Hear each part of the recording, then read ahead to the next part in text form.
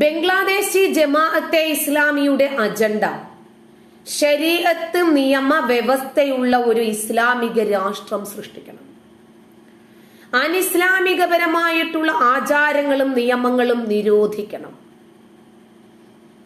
ഇക്കാരണത്താൽ അവരുടെ കേന്ദ്ര രാഷ്ട്രീയ സങ്കല്പമായിട്ടുള്ള മതസ്ഥാപനമുണ്ടല്ലോ, ഇഖാമത്തുദ്ദീൻ, ഭരണകൂട അധികാരം കൈവശപ്പെടുത്തി ഇസ്ലാമിക രാഷ്ട്രം സ്ഥാപിക്കണം.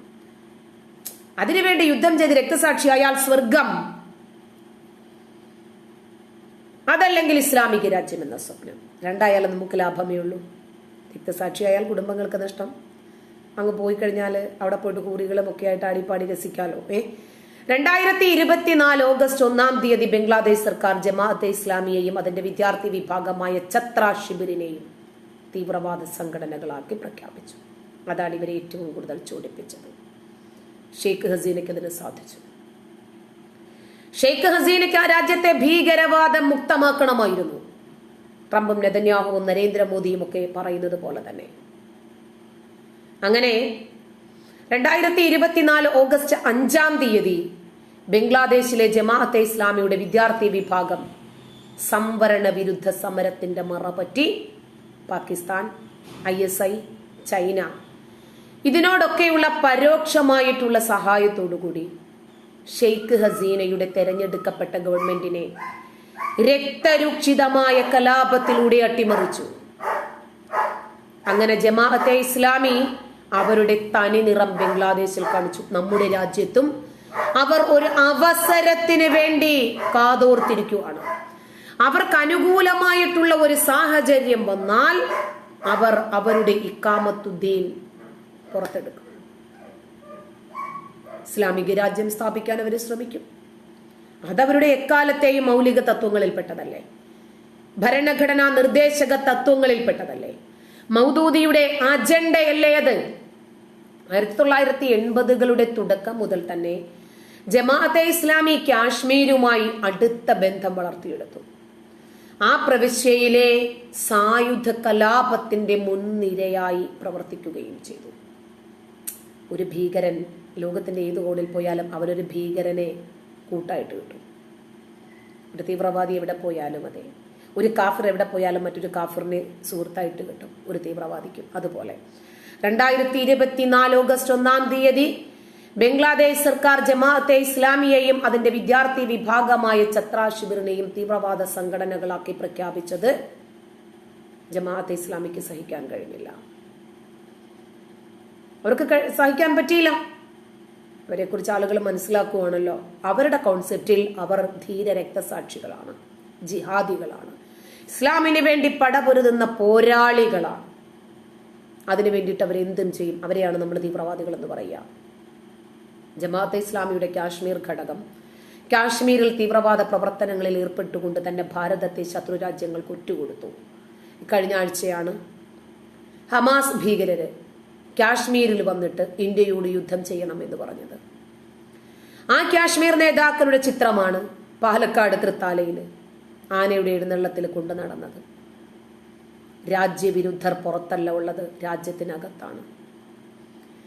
ISIS, ISKP, ലഷ്കർ-ഇ-തൊയ്ബ, ഇന്ത്യൻ മുജാഹിദീൻ, ജയ്ഷെ മുഹമ്മദ് തുടങ്ങിയ എണ്ണയാലൊടുങ്ങാത്ത തീവ്രവാദ സംഘടനകളുണ്ട്. എല്ലാം സ്വർഗത്തിന് വേണ്ടിയാണെന്ന് ഓർക്കുമ്പോൾ ആകെ സമാധാനം. അങ്ങനെ ഇസ്ലാമിക തീവ്രവാദ സംഘടനകളോട് ചേർന്ന് നിന്നിട്ട് ജമാഅത്തെ ഇസ്ലാമിയുടെ കാശ്മീർ ഘടകം ഭാരതത്തെ തകർക്കാൻ ശ്രമിച്ചു. കൂടാതെ ഇവരുടെ കാശ്മീർ ഘടകം നിരന്തരം പാകിസ്ഥാൻ ISIയുമായി ബന്ധപ്പെട്ട് നമ്മുടെ രാജ്യത്തെ ഇല്ലാതാക്കാൻ ശ്രമിച്ചുകൊണ്ടേയിരുന്നു. ഇവരുടെ മാധ്യമ വിഭാഗങ്ങളുടെ ഗ്രീൻ മീഡിയ സിൻഡിക്കേറ്റ് നിരന്തരം രാജ്യവിരുദ്ധ വാർത്തകൾ പടച്ചുവിട്ട് രാഷ്ട്രത്തെ ശിഥിലമാക്കാൻ ശ്രമിച്ചുകൊണ്ടേയിരുന്നു. അൽ ജസീറ പോലെയുള്ള പൊളിറ്റിക്കൽ ഇസ്ലാമിക മാധ്യമ ശക്തികളോട് ചേർന്ന് നിന്ന് ഇവരുടെ മാധ്യമ വിഭാഗങ്ങൾ രാജ്യവിരുദ്ധ കലാപങ്ങളിൽ തീകൂരിയിട്ടു. ഇന്ത്യൻ സർക്കാർ 2 തവണ ജമാഅത്തെ ഇസ്ലാമി എന്ന സംഘടനയെ നിരോധിച്ചിട്ടുണ്ട്. 1975-ലും 1977-ലും അടിയന്തരാവസ്ഥ കാലഘട്ടത്തില്. പിന്നീട് 1992 തോന്നുന്നു നിയമവിരുദ്ധ പ്രവർത്തനങ്ങൾ തടയൽ നിയമപ്രകാരം നിരോധിച്ചു.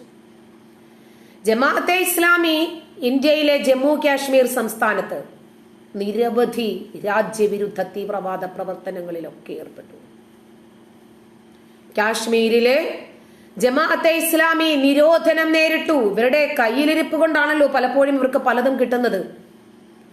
തീവ്രവാദ പ്രവർത്തനങ്ങളുടെ പേരിൽ ചരിത്രപരമായി ബംഗ്ലാദേശിലും നിരോധനം നേരിട്ടിട്ടുണ്ട്. ഏറ്റവും ഒടുവിൽ 2024 ഷെയ്ഖ് ഹസീന നിരോധിക്കുന്നത് ജമാഅത്തെ ഇസ്ലാമിയെ. 2003 മുതൽ സംഘടനയെ റഷ്യ തീവ്രവാദ സംഘടനയായി പ്രഖ്യാപിച്ചു. നിയമപരവും ക്രമപരവുമായിട്ടുള്ള രാഷ്ട്രീയമായിട്ടുള്ള പ്രക്രിയയിലൂടെ തന്നെ പാകിസ്ഥാനെ ശരീഅ നിയമത്തിൽ ഭരിക്കുന്ന ഒരു ഇസ്ലാമിക രാഷ്ട്രമാക്കി മാറ്റുന്നതിന് വേണ്ടിയായിരുന്നു അവർ പ്രവർത്തിച്ചത്. അത്രയും മുതലാളിത്തം, കമ്മ്യൂണിസം, ലിബറലിസം, മതേതരത്വം ഇതിനെയൊക്കെ ഇവരെ എതിർത്തു. ബാങ്ക് പലിശ വാഗ്ദാനം ചെയ്യുന്നത് പോലെയുള്ള സാമ്പത്തിക സമ്പ്രദായങ്ങളെയും ജമാഅത്തെ ഇസ്ലാമി ശക്തമായി എതിർത്തു. ലോകത്തെ ഇസ്ലാമിക ഭരണത്തിന് കീഴിൽ കൊണ്ടുവരുന്നതിന് വേണ്ടി ലക്ഷ്യമിട്ടിട്ടുള്ള ഒരു ഇസ്ലാമിക അധിനിവേശത്തെ സംഘടനയുടെ പ്രത്യയശാസ്ത്രം പ്രോത്സാഹിപ്പിച്ചു. ജമാഅത്തെ ഇസ്ലാമി എന്ന ഇസ്ലാമിസ്റ്റ് തീവ്രവാദ സംഘടനയുടെ പ്രവർത്തനങ്ങൾ ബംഗ്ലാദേശിന്റെ വിമോചനം മുതൽ തന്നെ വിവാദം തന്നെയായിരുന്നു. ബംഗ്ലാദേശിലുടനീളം ബംഗ്ലാദേശി ജമാഅത്തെ ഇസ്ലാമിയുടെ അജണ്ട തന്നെയാണ് ശരീഅത്ത് നിയമവ്യവസ്ഥയുള്ള ഒരു ഇസ്ലാമിക രാഷ്ട്രം സൃഷ്ടിക്കുക, ഇസ്ലാമിക ആചാരങ്ങൾ നിയമങ്ങൾ നിരോധിക്കുക എന്നുള്ളതൊക്കെ. ഇസ്ലാമിക ആചാരങ്ങളും നിയമങ്ങളും നിരോധിക്കുന്നവരെ നിരോധിക്കുക, അവരുടെ കേന്ദ്ര രാഷ്ട്രീയ സങ്കല്പമാണ് ഇഖാമത്തുദ്ദീൻ.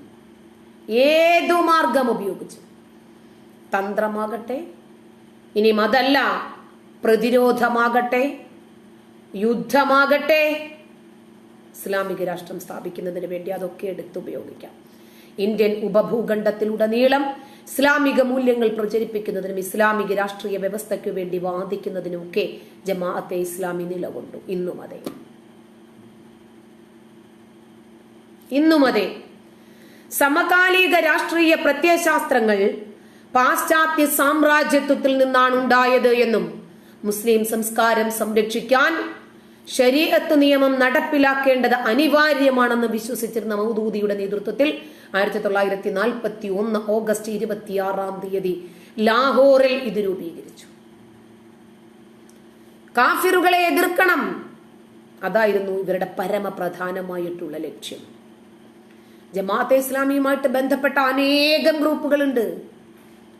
നമ്മൾ വിചാരിക്കുന്ന ഈ ഒരു ജമാഅത്തെ ഇസ്ലാമിയെ നിരോധിച്ചതുകൊണ്ടോ, ഒരു പോപ്പുലർ ഫ്രണ്ടിനെ നിരോധിച്ചതുകൊണ്ടോ, ഒരു SDPIയെ നിരോധിച്ചതുകൊണ്ടോ ഒന്നും നമ്മുടെ രാജ്യത്ത് നിന്ന് ഈ തീവ്രവാദം പോയി പോകത്തില്ല.